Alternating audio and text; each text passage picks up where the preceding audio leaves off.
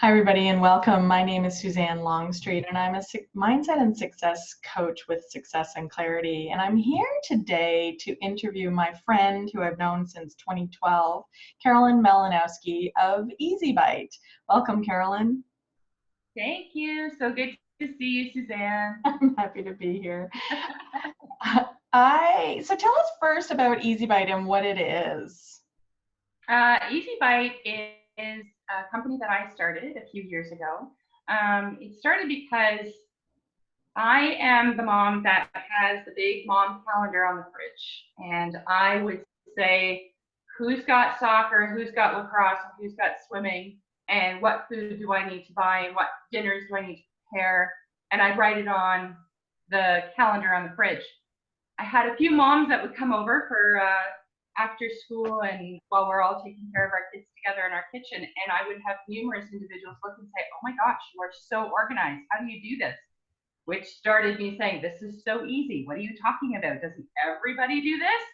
And that's how it really started, was me realizing that not everybody is organized and not everybody knows what to make for dinners and how to prepare for their kids' lunches and breakfasts.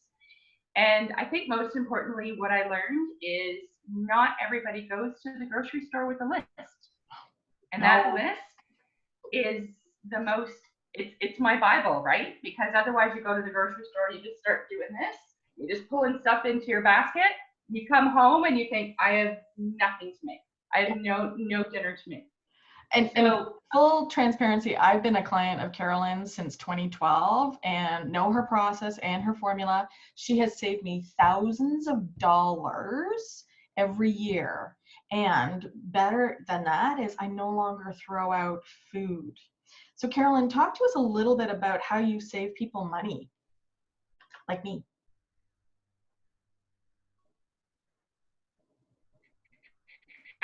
No, so I did a little bit of an with some of my neighbors, and I wanted to ask a lot of questions. So what is their process? And I asked them that question. What is your process when you go grocery shopping? What is your process when you make dinner? And it was really interesting. People didn't know how to cook. People didn't know what types of foods to purchase to cook, and they didn't know how to put a plan together. So I really started at grassroots, and I said, okay, we're going to build out a plan and we're going to work on it together. So I sat down with individuals, we mapped out a plan, and from that plan, we were able to map out a list. And it was with this list, and this is a process that I explained to many other people. With this list, you can go into the grocery store, you save yourself time in the grocery store, you save yourself time when you're cooking, and you only buy what you need. You buy what you need, and you don't buy tons and tons of fruits and vegetables, because every mom wants to be the good mom to say, look, I've got all these fruits and vegetables, but after a week, half of it gets thrown out. Exactly. So that was really the intent that I had, to share the knowledge of you don't have to buy tons and tons of this stuff. You really have to buy what you need. That in and of itself has been so helpful with helping my clients to organize, to get them on a plan, and to get them thinking a bit ahead, to say, okay, tomorrow night we're going to have this, so I'm going to pull out this, therefore I have to prepare this to get ready for tomorrow night. Right. So here's the thing, in this time when meats are running out, you and I were talking yesterday about the fact that there's no chicken at Costco anymore, and a lot of people want chicken.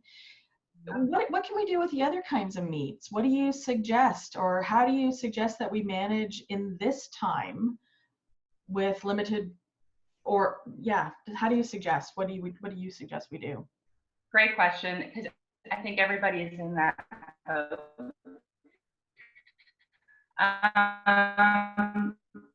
When you go to the grocery store, I think you'll find it. People want to get a little creative. I'm going to have chicken fajitas on Monday, and I'm going to have shake and bake chicken on Tuesday.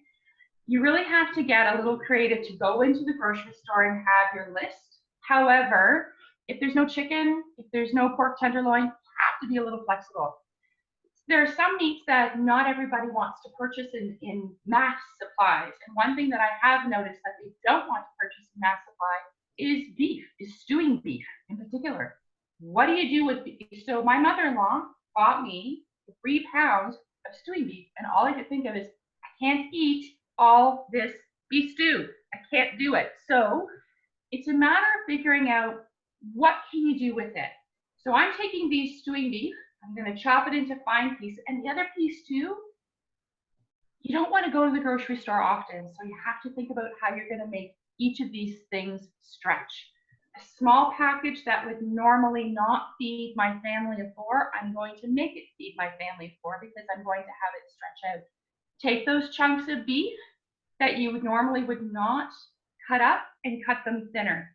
So yes, I'm going to have one pot of stewing beef that I will be cooking, that I will be braising. However, I'm taking another pound. I'm going to slice it really thin. And I'm going to make beef tips, and I'm going to make it with a homemade gravy. And I'm going to put in some mushrooms because my mother-in-law bought mushrooms and we have to eat them up before they go bad, right? So that's the other thing you need to think about in your fridge. What do you have that's going to expire soon? And what are you going to do to get creative to eat it, to put it in a meal? Yeah. Do you have a recipe source or something that you would recommend to people? Yeah, you can follow me on Pinterest. I am all about the Pinterest. I have a Pinterest site. I have it set up with meals that I love and meals that I'm going to try. So in my meals that I love, I even have it sectioned off into different boards of chicken, beef, soups, seafood, pasta, vegetarian, and the same thing on my board of meals to try. I don't put them over into my meals that I love until we've tried, tested, and true them within my own family because, family of 4, 2 young kids, their taste buds change, and I need to make sure that they're going to like it and they're going to enjoy it. Love that. So I love how you're getting creative with the produce and the product that your mother-in-law got you, and not just looking at it and going, okay, this is stew beef, I've got to make multiple stews. You're turning it into, okay, this is beef, what else can I do with it? That's brilliant. And you're stretching it. You're stretching that so that it feeds more, and you're adding in other things. And so really great tips. And Pinterest, I'll get your link from you and put it on the video when we're done. Awesome. So how are you guys? Okay, you're in quarantine because I know that your chance of a lifetime trip to France didn't happen. How are you keeping positive in the house now? It's a mindset shift. It truly is. I love my house, first of all, and my family is under one roof. When has that ever happened? We're under one roof for long periods of time. Yeah. So the great thing is the house is big enough where when we need to be separated and go to separate spaces, we can do that. By dinner time, it's time for all of us to come together at the table. We're not in a rush. We don't have to go anywhere. Caitlin doesn't have dance, and Nathan doesn't have volleyball, and he doesn't have baseball. It's a great opportunity for us to sit down and talk. It's a great opportunity for us to play board games. And for me personally, I'm reading more, I'm learning more, I'm reaching out and talking to my friends virtually, which is kind of cool because you kind of lose track of that connection. We all really need connection at this time. I'm not going to lie, I am somewhat glued to the TV and following what's going on with coronavirus in our community, and really trying to stay on top of that. And as well, I'm trying to balance, not going into panic, but obviously thinking what's realistic for me, what's realistic for my family, and how can I make the best of this situation? Yoga in my house, going out for walks, reading, like I said, it's focusing on me, it's focusing on the values of my family. And one of the things that I've noticed as of yesterday, you started to do more videos so that you're reaching out and engaging more with us so that we can see what you're doing and learn from you. So thank you for doing that on your Facebook page. Yes, that is so fun. You and I had a conversation yesterday and I thought, that is brilliant. I need to do this now. Yeah. So, I can't be the only person in the world that's thinking, okay, what am I going to do with this frozen ground beef patty? I have no idea what I'm going to do other than a hamburger. Yeah. So Right? I'm trying to get creative and trying to put it out there to say I can't be the only one. So if you're struggling out there too with what to cook, Yeah, we are. Because I was looking at the frozen, like the fresh is diminishing and the frozen, I'm like, okay. My husband loves to buy his Hungry Man and everything, and he will continue to eat that. And I'm like, okay, I got to find something else. So I'm looking at stuff that's been in the freezer and how do I repurpose it. So love to hear more about that. I'll be watching you on Facebook, and I'll be looking at Pinterest too. I've been your client for years, so get to know those things. So what other, so we're going to go into I'm getting ready to go into the grocery store to shop, and what tips do you have for me to get me in and out as quickly as possible, because we don't know, as you were saying, we don't know how long the coronavirus if it's there, how long it's staying on the surfaces. So I want to keep myself safe, and worst case scenario, if I'm a carrier, and I do, because this is what the other thing is they're saying, I'm going by hearsay, guys. I am not a professional on this or an expert on that. But what if I'm a carrier and I don't even know it, which is worse. And this is why my husband and I are choosing to self-isolate. So how do I go out there into the grocery store? How do I prepare myself for success and make it so that I can get in and out? So, and great question. You do have options.